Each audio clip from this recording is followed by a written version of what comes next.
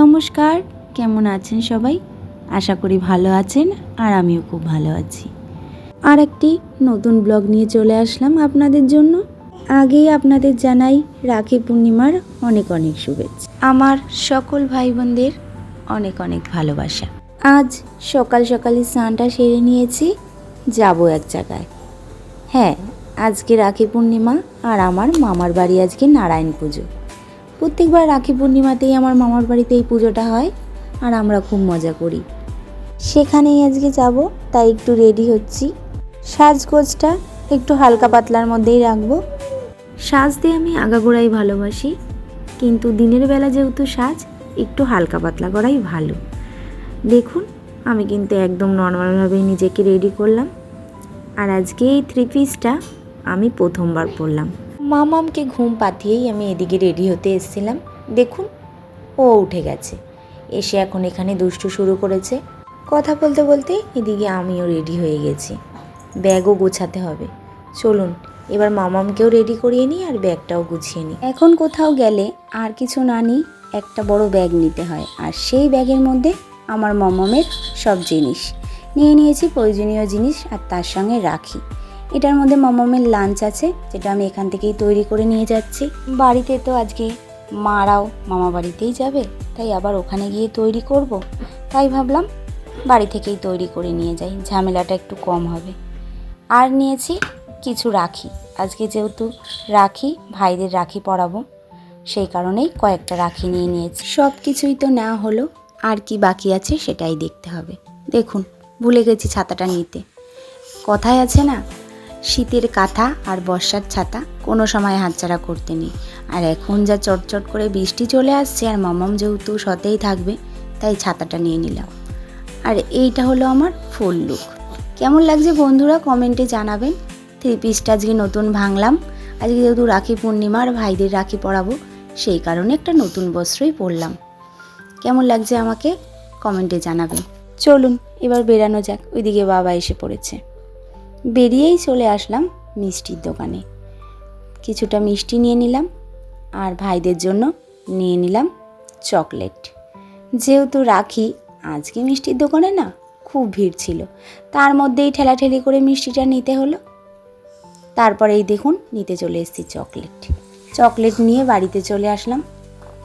এই যে মামামকে এখন একটু জল খেতে দিয়েছি, আসলো তো রাস্তা দিয়ে, আর এই গরমকাল, আর আজকে না বেশ ভালোই রোদ উঠেছে, তাই এসেই ওকে আগে জল দিলাম।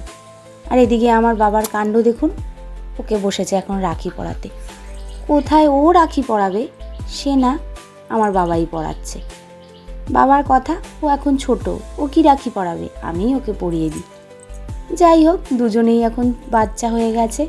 আমার বাবাই ওকে রাখিটা বেঁধে দিল। বাড়িতে এসেই ব্যাগপত্রগুলো রেখে দিলাম। এইবার যাব মামা বাড়িতে।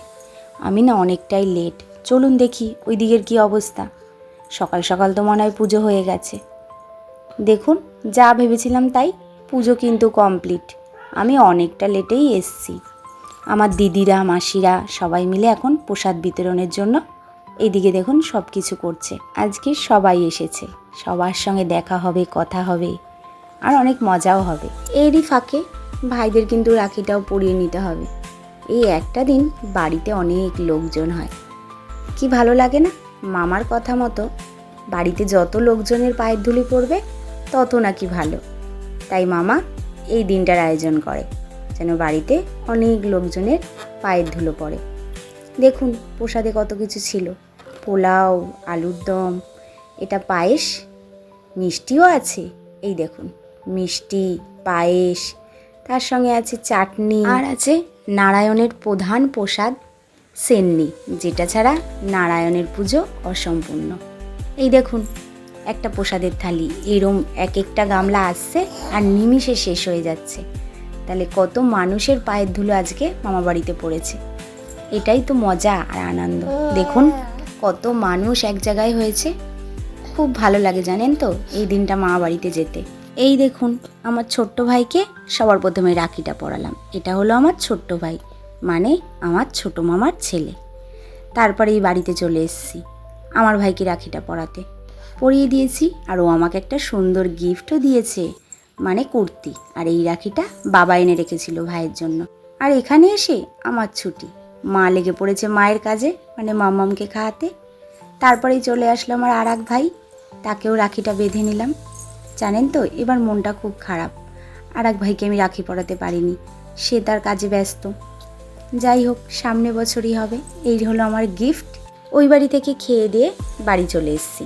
এই যে মামাম কান্নাকাটি করছে, ও না অনেক লোকজন অত পছন্দ করে না, মানে গরমটাও তো খুব পড়েছে বুঝতেই পাচ্ছেন, তাই ওকে নিয়ে এই বাড়িতে চলে আসলাম। এখন দুজন মিলে একটু রেস্ট নেব।